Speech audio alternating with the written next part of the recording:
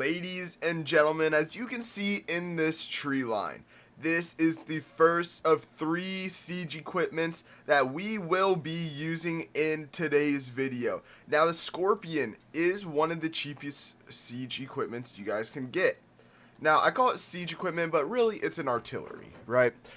Scorpions are not going to be used for sieges. What they're going to be used for is to put down people. There are, I believe, 520 gold per Scorpion. So we're going to see how good they are today. Essentially, Scorpions are shooting this massive bolt out.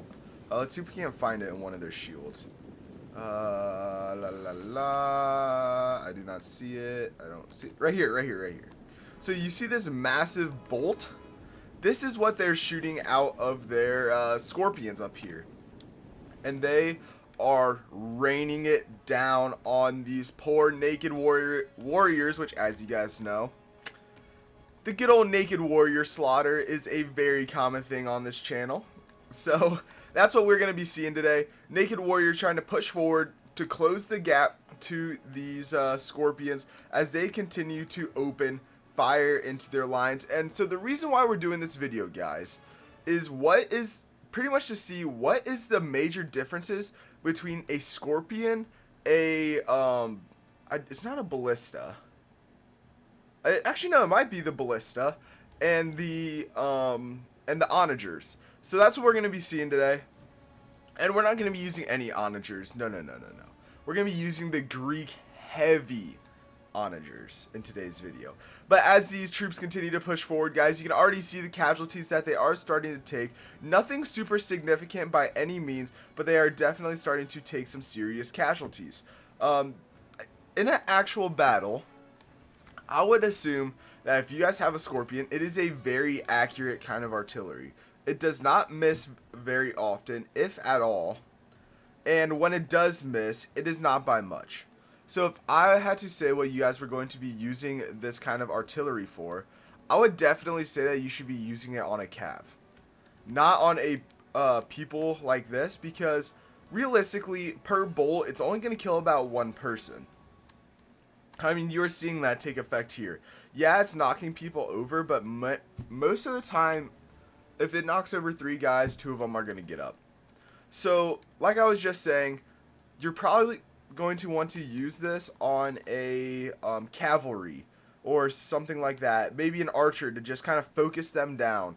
But if you guys are going to be using them on a shielded unit like this, it is going to take a lot of bolts to really cut down a large portion of that unit. Because as you can see here, yes, there was a decent amount of casualties taken, but it wasn't anything where you're going to be like, ooh, wow, yeah, no, that is something that I need on my army.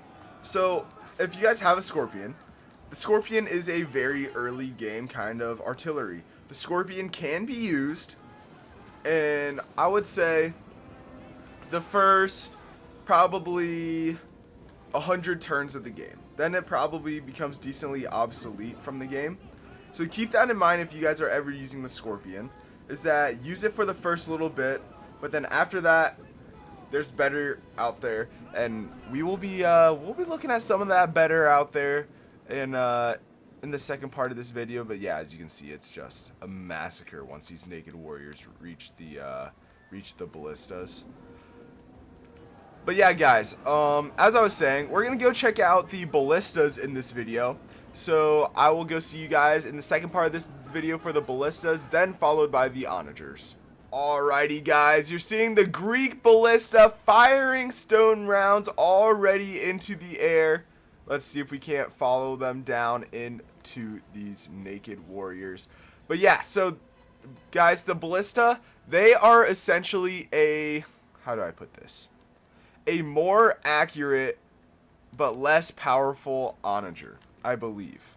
Do not quote me on that. But these do cost less, for one. They do cost a lot less. And look how quickly they are firing. They have a very, very good fire rate. You can see we are just using standard shot in this video to keep it consistent all throughout, because every single one of these is going to have standard shot. But yeah, you can see the standard shot is already causing a decent amount of casualties. And compared to the Scorpion, these casualties are already a lot higher. So, you might be wondering, well, what are you trying to get out here by giving us that kind of information? The information that I'm trying to give you is that while this unit is probably about 3 times the amount that a Scorpion is going to cost, so for every every ballista you could get 3 Scorpions, I would say that it's worth it to get a 1 ballista, because not only are you saving more room in your army for archers, you're saving more room for what else here? Archers, infantry, cavalry, stuff like that. But you are also getting a lot more bang for your buck, as you are seeing by the amount of just introductory casualties that there are. And the fire rate is, I want to say, pretty much just as fast as the Scorpion. So no issues there. I mean, you can see just ripping through these lines here. Absolutely demolishing these units. You can see the Oathsworn are even taking a decent amount of casualties. The general unit Oathsworn. It's not just because the Naked Warriors don't really have much armor. But look at this. Look at the amount of casualties sitting right here. This right here is probably the equivalent of how many casualties were taken in the last replay. Oh my goodness. I'm struggling, guys. I am definitely struggling. But yeah, also, sorry for not uploading yesterday. I was just super busy. And no, it's my birthday is coming up on Tuesday, so a little bit of family came over so I could see them. Also for Father's Day, so we had this like little get together for Father's Day and my birthday to see some family and stuff. So that was kind of cool. But yeah, ooh, see those rounds bouncing through the lines too? Look at that, just knocking people over, disrupting formations. But that's another thing about onagers and ballistas that get overlooked, is the unit formation disruption. Everyone wants to see the mass casualties and stuff of these units, when in reality, guys, mass casualties, although they are very, very nice, and they are definitely a part of the ballistas and the onagers, their line disruption is one of their best traits. Just getting a unit scattered like this.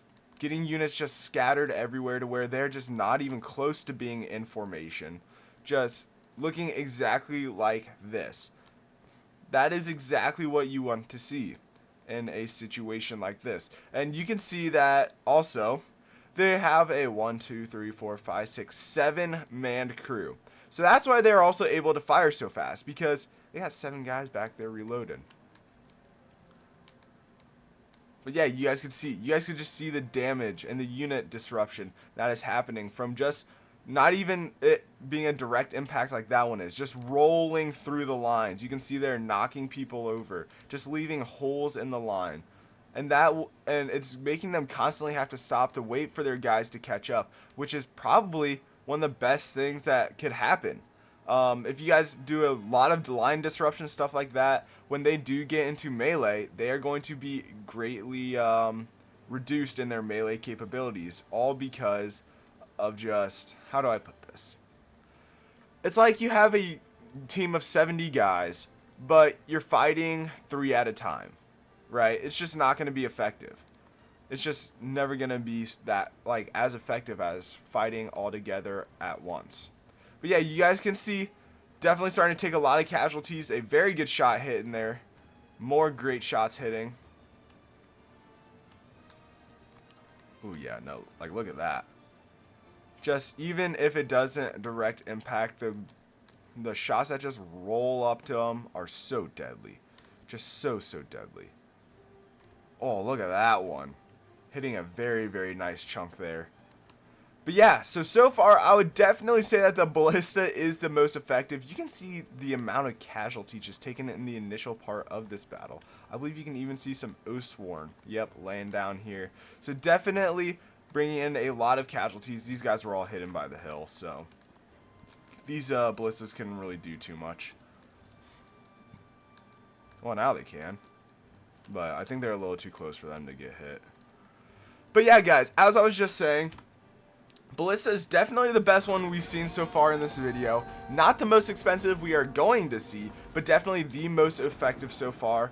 So with that being said, as we are watching these Naked Warriors close in to the final line of Ballista here. Next, we're going to see the Greek Heavy Onagers, which will be the final part of this video. The Greek Heavy Onagers are, I believe, 1,700 gold compared to the Ballista 1,500. So you're saving about 200 gold on average, I believe. It's like 200 to 150 gold per unit. Oh my goodness, this poor Oathsworn. Down to 27 men and just getting assaulted back here. Look at this. Just absolutely assaulted. Down to 25 now. Now more stones coming in. Oh, down to 19 now. Look at that.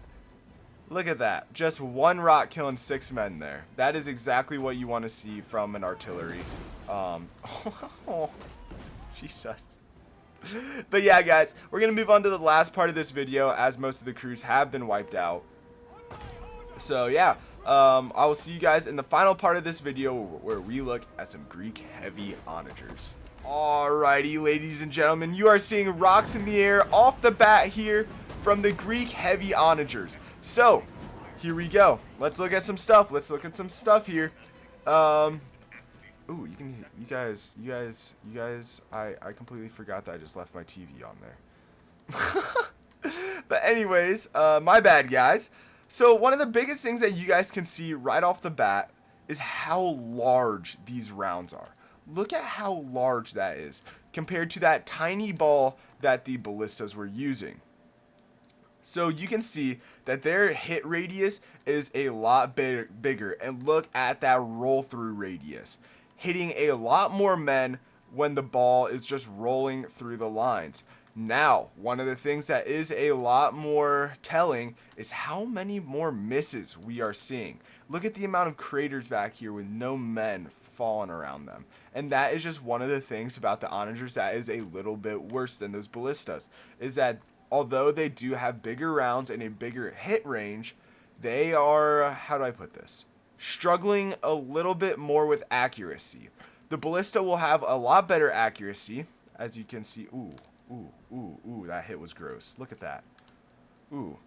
But like, yeah, it's the stuff that does do that. Look at how big that round is. It is going to crush the lines of the enemy. Look at that. It's going to absolutely steamroll through the lines of the enemy, whoever you're going to be fighting.